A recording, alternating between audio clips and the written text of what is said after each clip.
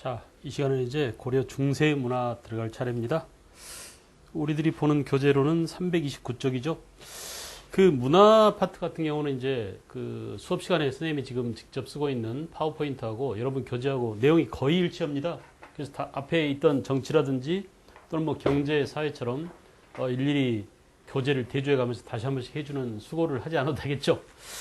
되게 이제 정치, 경제, 사회 같은 경우는 어떤 부분은 제가 더 교재보다 훨씬 더 강의를 자세히 한 파트도 있고 또 어떤 부분은 우리 교재가 좀 자세히 나와 있는 부분이 있어요. 왜냐하면 이제 수업 시간에 강의로까지 이렇게 자세히 할 필요가 없는 것들은 제가 넘어왔습니다. 그래서 여러분한테 그런 차이점들 이런 것들을 좀 비교해주고 강의와 또 교재를 연결시키자는 그런 취지에서 다시 한 번씩 해드렸는데 문화 파트는 완전히 거의 비슷합니다. 그래서 여러분들이 강의를 듣고 그 들은 강의를 토대로 해서 책을 한번 다시 보든지 아니면 아예 책을 펴놓고 강의를 듣다가 또 정지시켜놓고 한번 음미해보고 듣든지 이렇게 여러분들이 편리한 대로 수업을 따라가시면 되겠습니다. 알겠죠? 우리가 이제 이 인터넷 강의의 장점이 바로 그런 것들 아니에요. 그래서 여러분들이 최대한 그 편의성을 최대한 끄집어내서 시간도 절약하고 공부하는데 몰입도를 높였으면 좋겠어요. 알겠죠? 그래서 될 수 있으면 그림도 좀 많이 보여드리려고 그러고 또 이제 제가 이렇게 일일이 칠판에 판서를 하다 보면 판서하는 시간만큼 런닝타임 날아갑니다. 알겠어요? 그러니까 그 시간이 그만큼 많이 소모된단 말이에요. 근데 그 대신 파워포인트로 이렇게 정리해놓은 것들을 미리 정리해놓은 것들을 보여드리면 훨씬 더 시간이 절감됩니다. 제가 적어도 쓰는 시간만큼의 런닝타임이 줄어들 거 아니에요? 그런데 문제는 뭐냐? 여러분들마저도 필기를 안 하면 안 돼. 그래서 여러분들은 파워포인트에 있는 내용들을 딱 정리시켜놓고 필기를 하셔야 됩니다.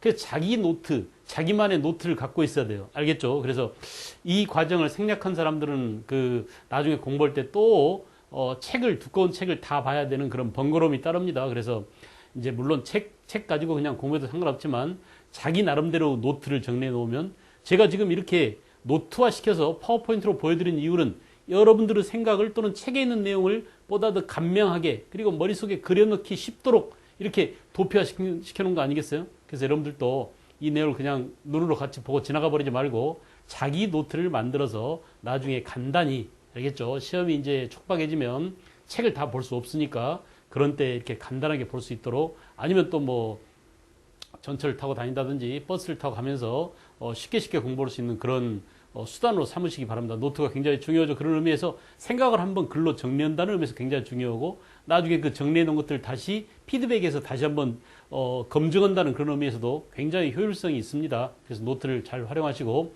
제가 판서한 것만 적지 말고 판서하지 않은 것들도 알겠어요? 파워포인트 내용도 꼭꼭 노트를 만들어 주시기 바랍니다. 알겠죠? 특히 이제 문화 같은 경우는 아주 꼼꼼하고 잡다한 것들에서 출제가 잘 되기 때문에 여러분들이 그런 점들을 유념해서 노트를 좀 만들면서 강의를 들으시면 좋겠습니다. 알겠죠? 자, 들어갑니다. 중세 문화 그랬는데 이 중세 문화는 특히 이제 그 잘 나오는 파트가 몇 가지가 정해져 있습니다. 특히 그 역사서 편찬이 의외로 잘 나와요. 알겠죠? 공무원 시험이든지 또는 한국사 능력 검정 시험이든지 이렇게 역사서 편찬 내용이 의외로 출제 빈도가 높습니다. 알겠어요? 그리고 이제 두말할 것도 없습니다. 고려 전기의 승려인 의천, 또 고려 후기의 진울이라든지, 알겠어요? 이런 승려들에 대해서 잘 알아두는 게 아주 중요하고요.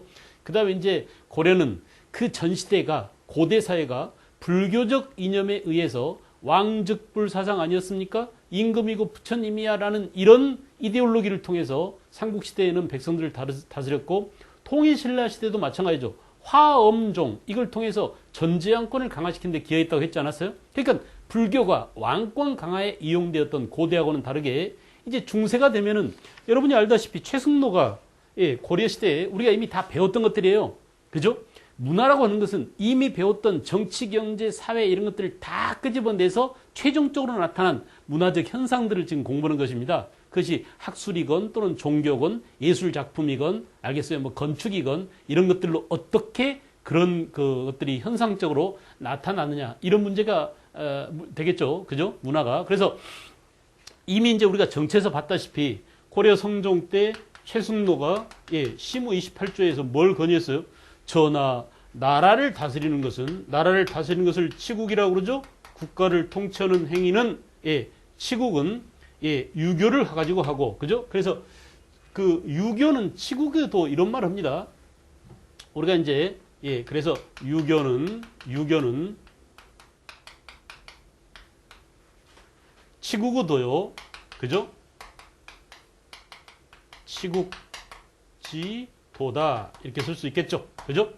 그 다음에, 예, 고대에 주로 쓰였던 고대에 주로 쓰였던 불교는 뭐라고 그랬죠? 그렇습니다. 몸을 닦는 수신의 도다. 몸이라는 게 이제 마음이겠죠. 수양을 하는 걸 말하겠죠. 수신지도다. 이렇게. 자, 여기서 우리가 예, 최승로 건의가 의미하는 것이 바로 뭡니까? 유교와 불교를 둘로 이원화시켰다. 알겠죠? 그래서 유교는 뭐냐? 치국지도라고 하는 게 결국은 정치 이념으로서는 유교를 가지고 나라를 다스리되, 예, 사람들의 마음을 닦는 것은 뭘로 하자? 불교로 하자. 불교. 알겠어요? 그래서 예, 종교는 수신의 도, 그죠? 수신의 도, 종교 이념은 불교를 가지고자 이렇게 정치와 종교를 나누어서 하자고 했다. 알겠죠? 그래서 이렇게 불교 따로, 그리고 유교 따로, 특히 이제 유교가 하나의 정치 이데올로기로서 작동되기 시작했다. 여러분, 완전히 유교만 강조했던 시대는 언제요? 조선시대입니다. 그러니까 우리가 이제 그 하나의 좌표상으로 보자면 우리가 이렇게 불교와, 그죠? 불교와 그 유교가 어떻게 정치에 작용했느냐라는 것을 놓고 보자면 고대 사회는 불교가 압도적으로 많았었고, 고려시대는 예, 불교와 유교가 같이 쓰였었고, 조선시대는 유교, 특히 유교 가운데서도 성리학적 사회가 강화되었다. 이렇게 볼 수 있죠. 여러분들이 머릿속에 그려져야 됩니다. 이 사상의 흐름의 맥락이 그려져야 돼요. 알겠죠? 그래서 이렇게 예, 지금 이제 이 시간에 볼 것은 뭐냐? 유교도 봐야 되고 불교도 봐야 되는데 먼저 유교에 대해서 공부하겠다. 알겠어요? 유교. 자, 그러면 고려시대 유교, 고려시대 유학이란 뭐냐? 하나의 학문으로서, 유교는 종교가 아니니까 유학으로서의 그 발달 과정을 보자. 특히 이제 중요한 것은 이미 정치에서 시대 구분을 다 해놨습니다. 여러분과 제가. 그죠? 고려 초기, 그렇죠. 적어도 성종 때까지 고려의 체제가 정비될 때까지를 우리는 고려 초기라고 했다. 그 고려 성종 이후에 무신난이 일어나기 이전까지를 뭐라고? 고려 중기라고 했다. 그죠? 무신난 이후에 몽고 침략기에는 또 어땠느냐? 유교가 크게 변했겠죠. 우리가 이제 무언가 변했을 때 이렇게 기지를 나눕니다. 시기를 나누는 거예요. 알겠어요? 고려 초기, 고려 중기, 원간섭기, 몽고 침략기, 그죠? 그리고 공민왕 이후에 고려가 망할 때까지를 우리는 고려 말기라고 한다. 고려 후기라고 한다. 됐습니까? 그래서 이렇게 초기, 중기, 몽고 침략기, 그리고 고려 말기 이렇게 나눠서 보자. 됐죠? 자, 먼저 고려 초기는 새로운 문화가 창조됐습니다. 이딴 거 외울 필요가 전혀 없어요. 다 압니다. 예. 통일신라 이후에 이제 신라 사회가 후삼국 시대를 무너뜨리고 새로 조선을, 고려를 세운 다음에 후삼국을 통일했잖아요. 새 시대가 도래했습니다. 그 새 시대라는 의미에서 우리는 뭐라고? 중세라고 한다. 이거 고대에 비해서 우리는 고려를 중세라고 하는 이유가 여기에 있다. 알겠죠? 그래서 여러 가지 사회 개혁이 단행됐는데 특히 이제 이때 뭐냐? 태조 왕건 때는 주로 육두품 출신 유학자들을 많이 썼었다. 여러분 아주 대표적인 게 최승우, 최언희, 최치원 이런 삼채가 있습니다. 알겠어요? 삼채. 김원희를 누구예요? 또 아주 유명한 이 육두품 출신 학자들이 많았었죠. 그죠? 그렇게 신라 말 고려 초기 우리가 라말 여초라고 하는데 이 당시에 이제 되게 육두품 출신 유학자들이 주로 예, 태조 왕건을 도와서 고려를 건국하는데 공을 많이 세웠습니다. 예, 우리가 신라 말기를 볼 때 뭐라고 했었나요? 결국 신라 말에는 뭐냐? 이 육두품 출신들이 예, 선종을 개창하고 선종 개창자들도 육두품이 많다고 그랬죠. 그 육두품 출신들이 또 선종을 개창할 뿐만 아니라 이 선종을 가지고 나라를 세우는 것은 괜찮아. 이제 옛날에는 신라 왕만 부처님이라고 했었는데 이제 아무나 다 깨달음을 얻으면 누구든지 부처가 될 수 있어. 이런 선종의 논리가 아무나 다 힘 있는 자가, 권세를 얻은 자가, 인심을 얻은 자가 임금이 될 수 있다는 논리를 제공했다. 이거. 누구나 다 부처가 될 수 있다는 논리는 누구나 다 임금이 될 수 있다는 논리랑 일치하잖아요. 그래 안 그래? 이렇게 정치 이데올로기로서 작동됐었다. 알겠죠? 그때 이제 태조 왕건을 도왔던 사람이 예, 육두품 출신들이 많았습니다. 알겠어요? 그 다음에 광종 때 과거제도가 시행됨으로써 굉장히 이제 유학 발달에 많이 기여합니다. 여러분 과거제도는 누구예요? 광종 때 후주 사람 누구의 건의로? 쌍기의 건의로 과거제도가 처음 시행됐다. 958년 연도까지 알아두십시오. 이렇게 해서 과거제도가 이 땅에 처음 시행된 이후 이 과거제도는 우리나라에서 계속 관리를 채용하는 관리 채용 시험으로서 요즘으로 말하면 공무원 시험 아닙니까? 그래. 이 그 공무원 시험 제도로서 그죠? 과거 시험 제도가 958년 고려 광종 때 후주 사람 쌍기의 건의로 시행된 이후 1894년 갑오개혁 때까지 그러니까 거의 뭐 1000년 가까이 우리나라의 관리 채용 제도로서 과거 제도가 정착되게 되는 계기가 된 게 바로 고려 광종 때 아니냐 중요하죠. 그 다음에 성종 때 유교 정치 이념을 유교 정치 사상을 정립했다. 누구 때문이라고? 최승로가 시무 28조 이거 정치에서 다 배웠던 내용입니다. 알겠어요? 따로 우리가 여기서는 시무 28조 내용을 하지 않아도 되겠죠. 그죠? 자, 그 다음에 이제 고려 중기가 됐습니다. 먼저 고려 중기 이전에 이런 고려 초기의 이런 유학의 발달을 우리는 뭐라고 정의를 내릴 것이냐? 그렇습니다. 아주 자주적이다. 또는 뭐 주체적이다. 이렇게 말해야 돼요. 아주 중요합니다. 자, 여러분 반드시 시험에 나올 때는 고려 초기의 유학의 경향을 찾아라 그러면 자주적인, 주체적인 이 말을 갖다 써야 돼요. 알겠어요? 때로는 고려 초기라고 하지 않고 최승로를 묻기도 합니다. 최승로 시무 28조를 보여주고 최승로가 성종 이금한테 이러이러한 건의를 하고 있을 당시의 유학의 성격으로서 타당한 거 그런 뭐야? 자주적인 또는 뭐야? 주체적인 또는 뭐야? 진취적인 알겠죠? 우리 것을 강조하는 최승로가 시무 28조도 그런 말 하잖아요. 그래 안 그래?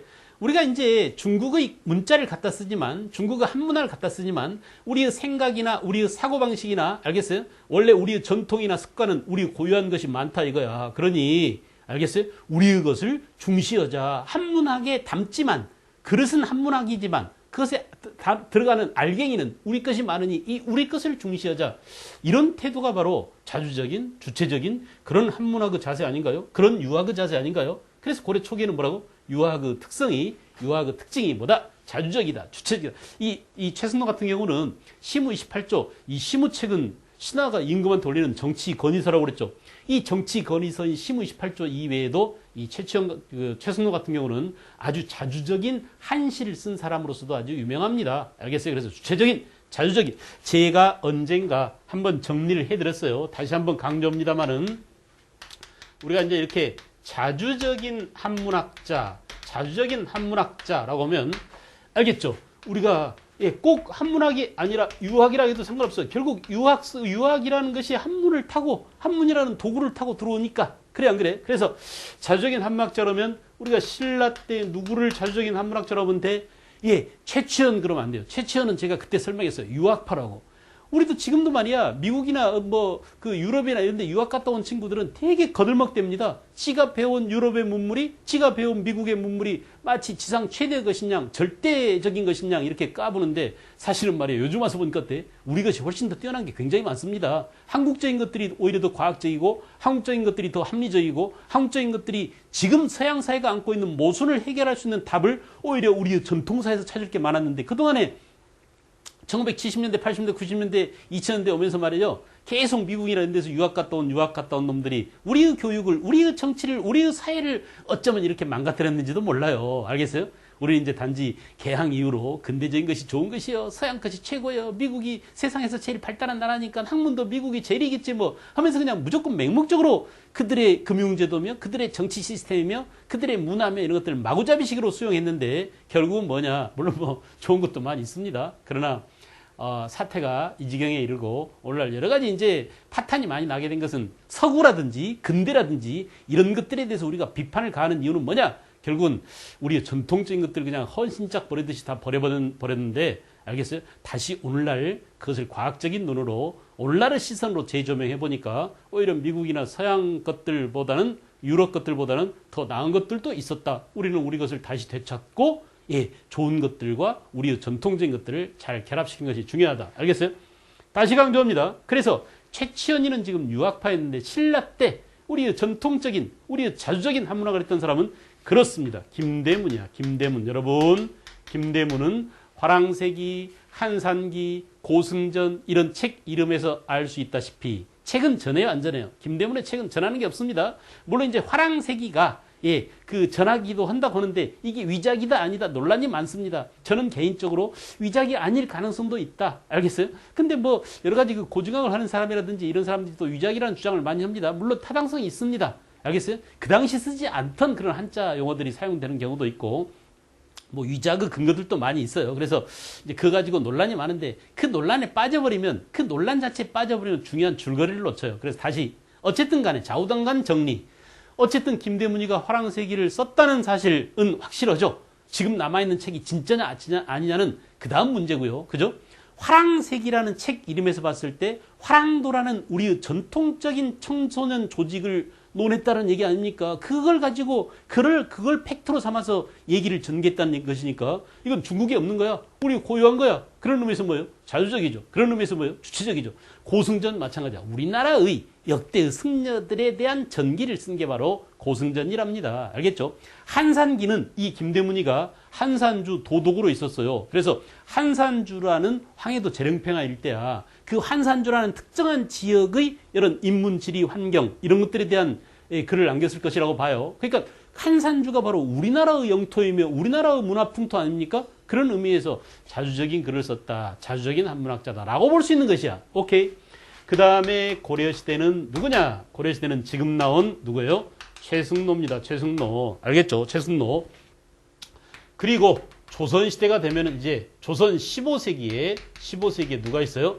그렇습니다. 동국통감의 저자 서거정이 서거정. 알겠죠? 서거정. 그래서 서거정은 특히 동통합뿐만 아니라 동문선이라는 글을 남겼죠. 우리나라 역대 글쟁이들이 잘 쓴 글들만 모아놓은, 알겠어요? 간추려놓은 동문선. 이런 것들이 전부 다 뭡니까? 자주적인, 주체적인 그런 유학 경향을 나타내는 사람들. 묶을 줄 알아야 돼. 김대문, 최승로, 서거정 이런 사람들은 자주적인 한문학자다. 여러분 예를 들어봅시다. 만약에 여기다가 누굽니까? 박지원 이런 사람을 끼워 넣으면 돼요, 안 돼요? 안 됩니다. 박지원이나 박재관은 유학파입니다. 청나라에 가서 청의 문화를 받아들이자라고 청문화가 최고예요라고 주장했던 사람들이에요.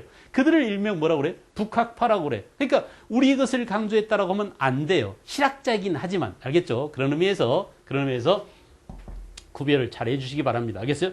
특히 신라 때 최치원을 끼워 넣으면 안 되고, 그죠? 조선 후기에 박재가나 박지원을 끼워 넣으면 안 됩니다. 알겠어요? 그런 의미에서 이렇게 자주적 한문학, 자주적 유학자들을 묶어서 알아두시는 게 아주 중요하답니다. 됐죠? 자, 그래서 정리 다시. 고려 초기의 유학은 자주적이다, 주체적이다, 우리 것을 강조했다. 그럴 수밖에 없는 게 새 나라를 세운 마당에 야, 우리도 잘할 수 있어. 우리끼리 똘똘 뭉쳐야 돼. 우리의 기상, 우리의 주체성, 우리의 자주적인 면 이런 것들을 가지고 새 나라를 세우자. 이런 뭔가 새 출발하는 그런 분위기가 있지 않습니까? 이런 것들이 반영된 그런 문화였다. 문화 현상은 당시의 시대를 반영합니다. 그 다음에 이제 여러분 고려 중기가 되면은 여러분 봐봐요. 고려 중기는 이제 호족들이 거의가 다 문벌 귀족이 되고 이 문벌 귀족 중심의 사회가 고착화된, 고정된 그런 시대로 진입합니다. 여러분 고려 중기 그러면 이자겸은 아니랄지 또는 묘청은 아니랄지 문벌 귀족 사이의 갈등과 알력이 노출된 그런 시대라고도 볼 수 있죠. 또 하나 뭐예요? 우리가 문벌 귀족 그러면 문벌 귀족의 특권을 유지하는 두 가지 중요한 제도. 하나는 음소, 또 하나는 공음전. 5품 이상 고관 대작들한테 특권을 부여한 토지를 주는 뭐라고? 공음전. 그죠? 5품 이상 고관 대작의 자제이거나 사위이거나 손자이거나 알겠어요? 이런 사람들에게 과거에서 무시한 특채를 주는 건 뭐라고? 음소제도. 이렇게 문벌 귀족 중심의 사회가 전개돼 갔다라는 것을 전제로 해서 고려 중기의 유학을 봅시다. 사회가 이제 보수화됩니다. 기득권을 가진 자들이 있는 놈들이 말이에요. 자기의 권력을, 자기의 기득권을 유지하려고만 해. 그래서 진취적인 기상이 없어져 버렸습니다. 알겠죠? 귀족적인 취향에 걸맞는, 그래서 경전을 중시하고, 그렇습니다. 항상 경전, 글 중시한 사람은, 경전을 중시한 사람은, 알겠어요? 텍스트를 중시한 사람들은 항상 지배층들입니다. 알겠죠? 이명박 정권 처음에 딱 들어와서 인수위원장인가 하는 그 여자가 오렌지 교육하면서 영어 교육을 중시했잖아. 이렇게 영어라든지 이런 한자라든지 이런 것들을 중시하면 말이야 전부 다 지배층의 문화입니다. 알겠죠? 조선시대 한자 교육을 강조한다 그러면 뭐야? 양반 위주 사회를 만들려고 하는구나. 예, 이명박 정부 때 영어 교육을 중시해서 한국사를 아주 헌시장처럼 버리자. 이건 뭐야? 결국은 외국 갔다 온 놈들만, 돈 있는 놈들만, 외고 다니는 놈들만, 알겠어? 특 먹고 다니는 놈들만 우대하는 그런 사회를 만들겠다. 이런 의도가 그들의 정책과 그들의 의중 속에 이미 반영돼 있다는 것을 말하고 있는 거예요. 알겠죠?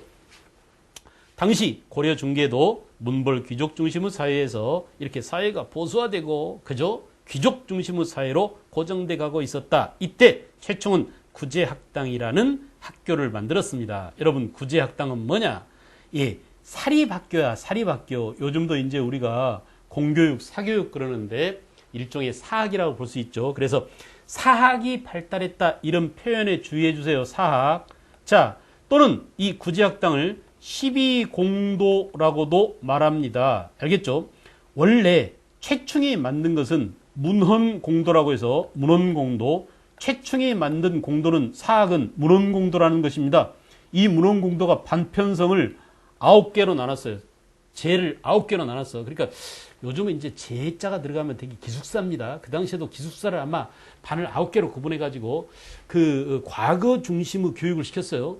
당시 이제 고려시대 교육기관은 원래 국자감이 있었죠. 국자감은 이렇게 경전 위주 그런 교육을 하고, 그죠? 과거 위주 공부가 아니야. 근데 최충은 어때요? 자기가 옛날에 과거 출제위원이었던 지공거 출신, 우리가 이제 과거 출제위원을, 고려시대 과거 출제위원을 지공거라고 그러던 지공거, 과거 출제했던 사람이 요즘으로 말하면 뭐야? 국립평가원에서 출제를 했던 사람이 학원을 차린 거나 마찬가지입니다. 그리고 어때요? 야, 내가 말이야 옛날에 출제위원으로 있다 보니까 되게 이런 것들을 많이 내게 돼 있어. 출제위원들이 늘 하는 얘기들이 이게 중요하다고 했어. 그러니 너네들 공부를 이렇게 해. 서울대 갈 놈들은 이렇게 하고, 연대 갈 놈들은 논술을 이렇게 준비하고, 또 고대 갈 놈들은 입학사정관에 대비해서 뭐뭐뭐 해야 돼. 이 지랄하는 겁니다. 이래서 반편성을 해가지고 9개 반으로 나눠서 과거시험 준비를 시키니까 국자감 다니는 놈들보다 예, 최충의 문헌공도에 다니는 사립학교 다니는 애들이 훨씬 더 합격률이 높아. 그래가지고 어때요? 최충 집 앞에는 말이야, 여기에 입학하려고 막 애들이 쌀 짊어지고 와서 막 줄 서 있는 겁니다. 알겠어요? 그래서 저거 무지하게 잘 되네. 학원 되게 잘 되네. 우리도 학원 차릴까 해가지고 옛날 지공가 했던 놈들이 말이야, 너도 나도 학원을 차려서 무려 이 공도가, 이 학원 이름이 공도야. 그 당시는 요즘 말로 하면, 알겠어요? 12개나 생긴 겁니다. 그래서 12개의 사립학교가 발달했다. 언제적이에요? 고려 중기에. 알겠죠? 고려 중기. 그래서 이것도 역시 뭡니까? 귀족들이 끼리끼리, 알겠어요? 자기네들끼리서 밀어주고 땡겨주고 하면서 이제 지공거와 밑에 뭐예요? 그 문생, 알겠죠? 지공거 출신의 좌주와 문생 사이에 이런 스승과 제자라는 그런 관계가 형성됩니다. 마치 아버지가 오품 이상이면 그 자식이, 알겠어요? 음서 혜택을 받아가지고 그냥 자동으로 관직에 올라서 이렇게 고관 대작이 될 수 있는 길이 열리는 것처럼 지공거 밑에서 공부를 해가지고, 알겠죠? 그 좌주 밑에서 문생으로서 과거에 급제하면 이 사람이 말이야 평생 뒷길을 봐줍니다. 뒷배가 돼줍니다. 알겠어요? 그러니 그냥 얘네들이 전부 다 뭐야? 탄탄대로로 예, 자기네들의 그 기득권을 유지하는 거죠. 알겠어요? 꼴통 보수가 되는 겁니다. 알겠죠? 그래서 이렇게 보수적인 예, 이런 경향이 만연하게 됩니다. 여러분, 이러다 보니까 어때? 12세기 이제 인종 때에 예, 여진족이 4대 의회를, 그다음 금나라가 4대 요구를 했었죠. 그런데 옛날 고려 초기 같으면 야, 저런 여진족 식들 우리가 밟아버리자 해가지고 윤관이 말이야, 알겠어요? 그 구성을 점령하고 그럴 텐데, 이때가 되면 야, 싸우면 뭐하러 해? 우리끼리 이렇게 잘 살고 있는데 괜히 싸우다가 피 흘리면 우리만 손해잖아 하면서 그냥 4대 요구를 들어줘 버립니다. 왜? 이 사람들의 이런 썩은 마인드가 작동됐기 때문이에요. 알겠어요? 우리들만 잘 살면 돼. 진취적인 그런, 알겠어요? 자주적인, 그죠? 또는 뭐 도전적인 이런 기상은 다 사라져버리고, 알겠죠? 고구려 계승의식은 다 사라져버리고 신라 계승의식이 만연했다. 우리가 이제 뒤에 가서 역사의식에서 또 볼 겁니다만은, 알겠어요? 이렇게 이 시대를 대표하는 두 사람이 바로 누구냐? 최충, 구제학당의 최충. 다른 말로 뭐라고? 문헌공도 또는 뭐 지공거. 알겠죠? 12공도. 전부 다 이 시대의 이런 사학 발달. 알겠어요? 과거 중심의 예, 사립학교 교육을 뒷받침해주는 그런 제도라는 거 꼭 기억하세요. 알겠죠? 그 다음 이제 김부식도 대표적인 유학자입니다. 여러분 알다시피 김부식은 이렇게 그 당시 12세기 고려 중기에 인종 때 삼국사기를 지은 김부식 아닙니까? 그래서 당시 예, 묘청은 안을 진압하고 그 위세가 얼마나 높았냐 하면 김부식의 아들 누구야? 김돈중이가 급기야는 정중부의 수염을 불러 태우다가 이것이 도화선이 돼서 무시는 안이 일어나게 되는 계기가 됐죠. 알겠죠? 그 다음에 이제 결국 뭡니까? 무신들이 등장하면 유학이 위축된다 이거야. 알겠어요? 이제 유학은 거의 그 몰락의 길을 걷게 됩니다. 왜냐하면 무신들은 그야말로 글자도 모르는 무식한 놈들이에요. 알겠어요? 우리가 이제 알다시피 누굽니까? 이유민 같은 경우는 천민 출신이잖아요. 그래 안 그래? 글자를 알 리가 없습니다. 알겠죠? 그런 무신들이 말이에요. 무신들이 이제 권력을 쥐었습니다. 그러니 그동안에 위세를 부렸던 문벌 귀족들, 머릿속에 먹물든 놈들은 전부 다 도륙을 내버렸죠. 이게 바로 보현원의 참사, 보현원의 정중부 난 아닙니까? 그래 안 그래? 그 이후로, 예, 무신들이 권력을 잡은 이후로, 예, 한문학이나 유학은 크게 위축되게 됐다. 그런데 원간섭기에, 우리가 이제 몽고 침략 이후에 원간섭기에, 그죠? 고려가 이제 원나라 수도 연경에 가서 그 만권당에서, 예, 가서 조맹부랑 같이 공부를 하기도 하고, 우리 신진 사대부들이 이제 그 원나라를 많이 왕래면서 원에서 새로운 학문을 들여옵니다. 이게 바로 뭐냐? 성리학이죠, 성리학. 여러분, 성리학을 이 땅에 처음 전래시킨 사람은 누구라고? 안향입니다.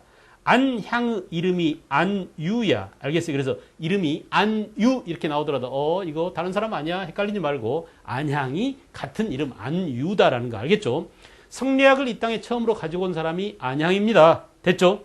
그 뒤에 이제 안향 이후에 이색, 또 이색 밑에 정도전, 그죠? 정몽주 이런 사람들이 아주 중요해요. 알겠죠? 그래서 이 사람들이 초창기의 신진 사대부들이다라고 볼 수 있습니다. 성리학을 공부한. 그래서 이 성리학을 토대로 해서 새로운 고려 사회를 무너뜨리고 새로운 사회를 꿈꾸는, 알겠죠? 그 새 사회가 장차 뭡니까? 조선을 세우려는 그런 의지를 가진 사람들이 바로 정도전이었죠. 그래 안 그래? 반면에 정몽주나 이색 이런 사람들은 아니야, 너무 나갔어, 달려도 너무 달린 거야. 우리가 고려를 무너뜨리면 성리학은 명문론에 위배되지. 어떻게 신하가 임금을 내쫓을 수가 있나? 그거는 반역이야 하면서 말이야. 성리학은 명분을 지키려고 했던 사람들이 있는가 하면은, 알겠어요? 우리가 이제 정도전 같은 경우는 정도전, 조준, 권근 이런 사람들은 혁명파 사대부로서 결국은 고려를 타도하고 새로 조선을 수립하는, 예, 혁명파 사대부가 돼가는 겁니다. 됐죠?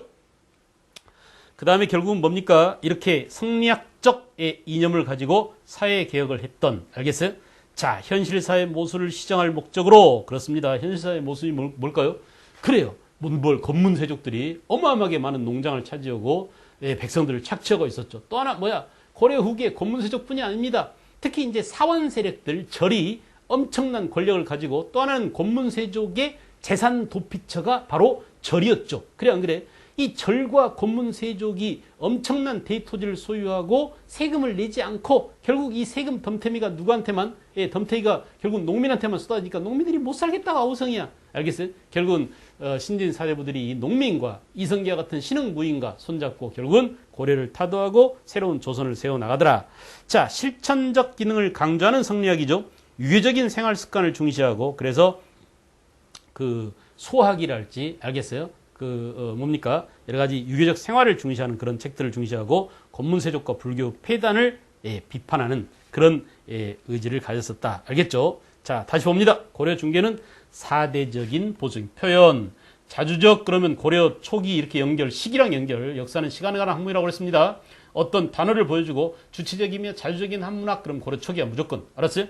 그 다음에 고려 중기는 뭐라고? 사대적인 보수적인, 아주 그냥 딱 이렇게 연결시켜 주시기 바랍니다. 중기 누구라고? 김부식, 최충 사람. 여기는 누구라고요? 최승로. 됐어요? 최승로. 예, 고려 중기는 누구? 김부식, 최충 대표 선수들입니다. 됐어요? 그 다음에 몽고 침략기에는 그렇습니다. 원간섭기에 원으로부터 성리학이 처음 들어왔다. 됐어요? 민족의식이 고취되고, 예, 이 당시에 이제 원의 지배하에 있다 보니까 아무래도 다시 우리 것을 강조하는 그런 기상이 이제 나타나게 되겠죠? 그래서 결국 뭐냐? 새 국가 지도 이념으로서 성리학을 받아들이더라. 성리학으로 사회를 개혁하려고 하는 그런 의지를 갖더라. 알겠죠? 특히 고려 초기와 고려 중기의 유학의 경향이 아주 중요합니다. 이 짝짓기를 잘 해주시기 바랍니다. 됐습니까? 그 다음에 이제 교육기관으로 넘어갑니다. 여러분이 잘 알다시피 교육기관은, 자, 국자감이 고려 초기에 성종 때 국자감 제도가 이제 완성이 됐죠. 그래서 국자감은 신분별 입학이 이루어지게 되었다. 중요합니다. 국자감이 신분별 입학이 되었다라는 얘기는 결국 뭡니까? 신분 차별을 했다는 얘기고, 예, 이거 보세요. 5품, 3품, 7품 이상만 유학부에 들어갈 수 있어요.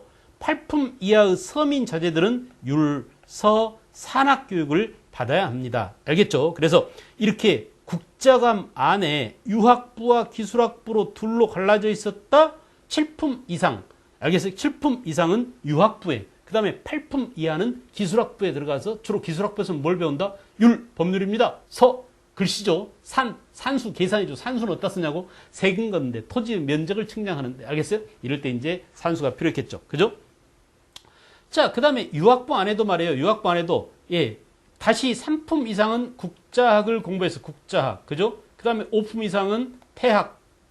그 다음에 7품 이상은 사문학. 이렇게 다시 그 안에서도 이렇게 신분차별이, 예, 세분화되어 있었다는 것을 알아두십시오. 알겠죠?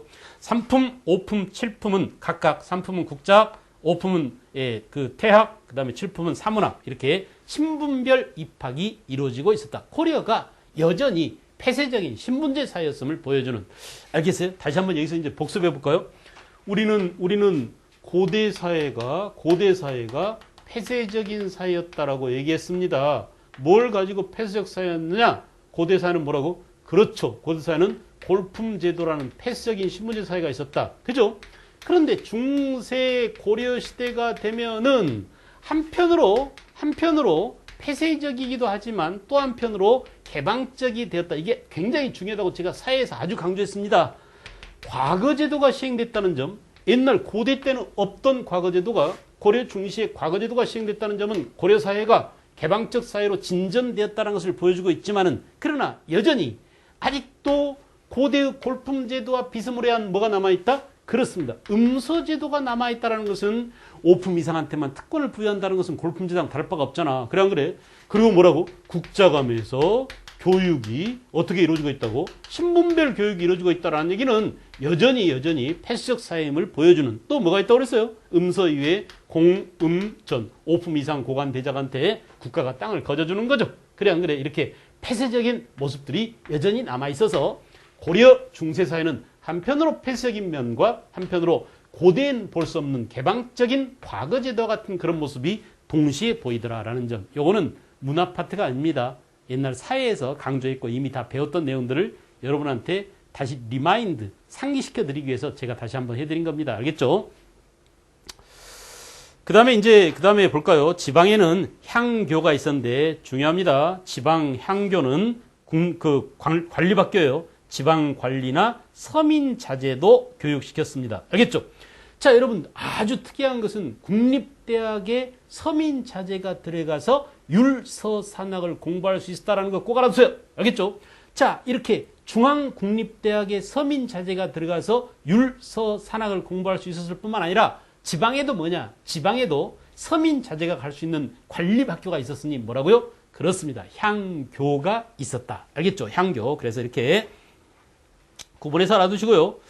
그 다음에 고려 중기가 되면 여러분 봐봐요. 아까 우리가 고려 중기에 누굽니까? 최충입니다. 최충이 뭘 만들었다고 그랬죠? 문헌공도를 만들었다고 그랬죠? 이 문헌공도가 발전해서 뭐예요? 12공도로 발전했다고 그랬습니다. 문헌공도 하나만 있었는데 나중에는 12개나 생겼다. 그만큼 사학이 발달했다는 얘기야.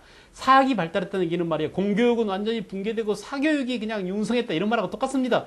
그러자 고려시대도 뭐예요? 공교육을 진흥시켰다. 이게 바로 공교육진흥책이야. 관학진흥책. 그래서 뭐냐? 숙종임금은 야, 안 되겠다. 국립대학한테 책을 공급하기 위해서 출판사를 만들자 해가지고 서적포를 두었어요. 이해할 수 있겠죠? 책을 만드는 것이야. 서적포. 이름만 들어도 금방 알 수 있으니까 따로 외울 필요가 없습니다.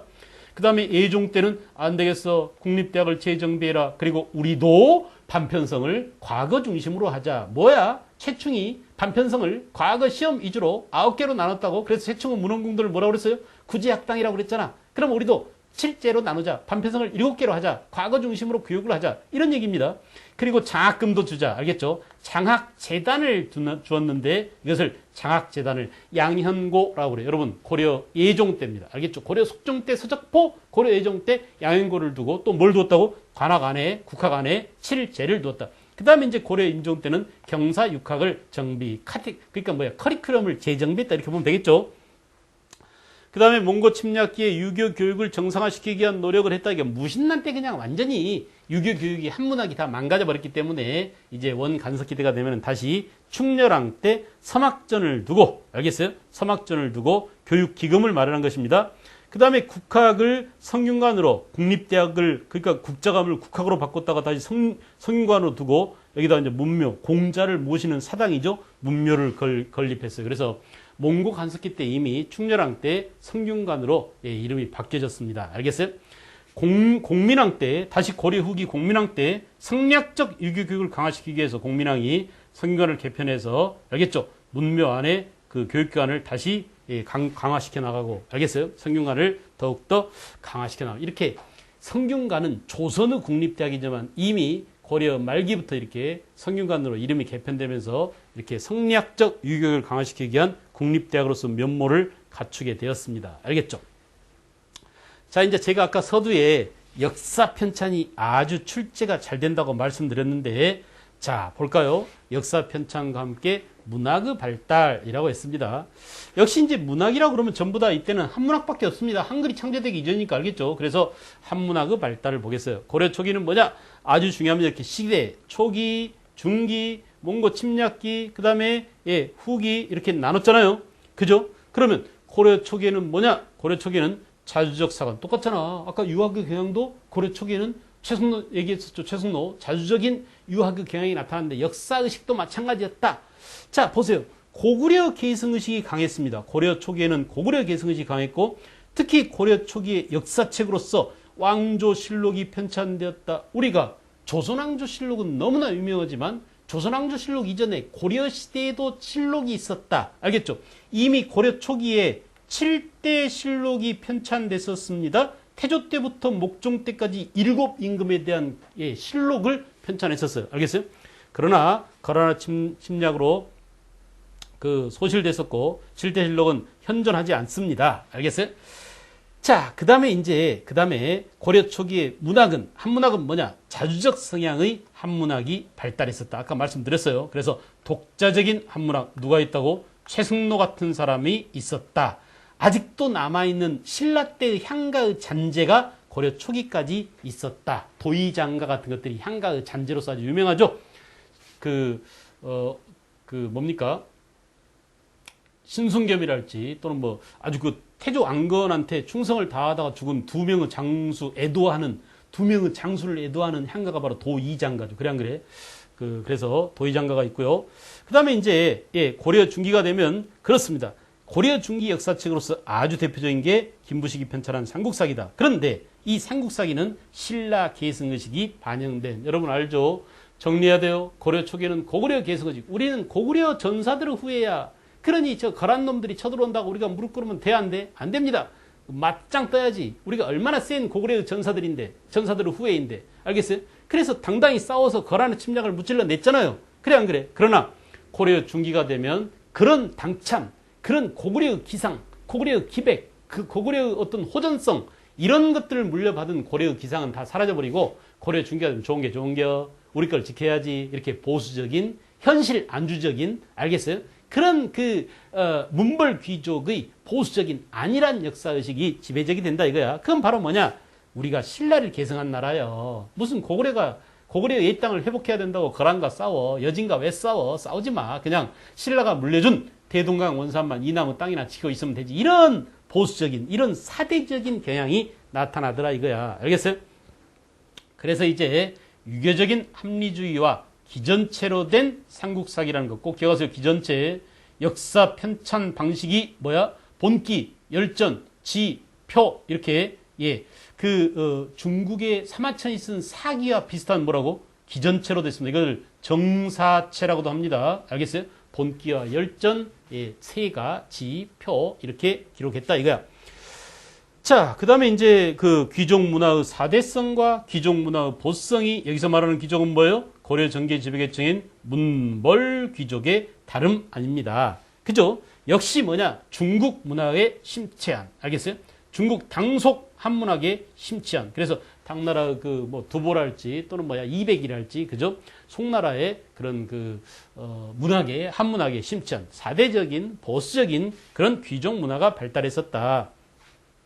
그다음 이제 원 간섭기는 오히려 어때요? 원의 지배를 받으면서 원의 압박과 원의 서름을 받으면서 원 밑에서 그러면서 뭐가 생겨나? 아, 이거 안 되는데 우리는 당군의 후예인데 하면서 뭐야? 당군 의식이 다시 생겨납니다. 그래서 야, 우리도 명색이 하늘의 자손인데 하느님이 우리를 보호하겠지. 우리 혈통이 있는데 말이야 하면서 말이야. 알겠어요? 그래서 우리의 민족의식을 강조하고 우리의 전통 문화에 대한 이해가 깊어지면서 해동고승전, 각 군이 쓴 해동고승, 이름에서 보다시피 해동은 중국 동쪽이니까 우리나라 아닙니까? 우리나라의 옛 승려들에 대한 정신을 물려받자 해동고승전이죠. 그 다음에 이규보의 동명편은 이거 다른 말로 뭐라 그래? 고구려 계승의식이 반영된 역사. 동명왕이 고구려의 시조인 고주몽 아닙니까? 그 다음에 일련의 삼국유사, 이승유의 재앙. 이 두 가지는 뭐냐? 이 두 가지는 고조선 계승의식이 반영된. 왜냐? 이 속에 단군 신화가 수록되어 있거들랑. 알았어요? 그래서 이렇게 몽고 침략기 때, 예, 해동 고승전 동명왕편. 그 다음에 이제 원 간섭기 때 아예 그냥 원의 지배를 받으면서, 예, 충렬왕 때 일련이 쓴 삼국유사, 또 이승유의 재앙운기. 이렇게 우리가 나눌 수도 있습니다. 세밀하게. 이건 몽고랑 싸울 때는 고구려 계승의식이 살아있었고, 몽고 지배를 받으면서 단군 계승의식이 나타났다. 고조선 계승의식이 나타났다. 어쨌든 몽고 침략을 받으면서 이렇게 자주적인 역사관이, 알겠어요? 전통 문화에 대한 새로운 인식, 알겠죠? 개성 있는 그런 문체, 이런 것들이 대두하게 되었다라는 얘기입니다. 그 다음에 고려 후기가 되면은 원 지배기 이후에 성리학을 수용하고 신진 사대부를 성장해서 다 했습니다. 우리의 정통의식과 대의명분, 여기서 말하는 정통의식이란 우리의 옛 전통이 아니라 성리학적 정통성이나 또는 명분을 중시하는, 알겠어요? 대의명분을 중시하는 이런 이재현의 사략과 같은 성리학적 사관이 여러분 외워야 합니다. 알겠죠? 이렇게 고려 말에는 성리학적 사관, 누구의? 이재현이 책이 뭐가 있다고? 사략이 있다라는 거. 오케이? 그 다음에 실용적인, 교훈적인 내용의 문학이 발달했는데, 이인노의 파한집, 또 이재현의 여공패설, 임춘의 국순전, 요거는 어디로 가야 되냐면, 예, 그 무신직공기로 가야 된다. 알겠어요? 무신직공기 때 이렇게, 예, 이런 실용적인, 교훈적인, 그죠? 임춘의 국순전, 죽부인전, 이렇게 사물에 빗대어서 사물을 의인화해서 이렇게 소설로 꾸민 이런 한문학이 발달했어요. 왜냐하면 이제 무신들이 글도 모르는 놈들입니다. 근데 그 당시 무신들을 가서 도와준 그 어용학자들, 이 사대부들이 있었는데 이들이 무신들이 알아듣기 쉽게 얘기를 하다 보니까, 알겠어요? 이렇게 가전체 문학이, 알겠죠? 발달하게 됐다라는 점. 시기가 무신직공기로 가야 됩니다. 이거 좀 잘못돼 있어요. 그래서 여러분들이 잘 판단하시기 바랍니다. 그 다음에 이제 여기까지 하고요. 불교는 좀 내용이 많습니다. 그래서 다음 시간에 이어서 불교를 좀 정리하도록 하겠습니다. 네.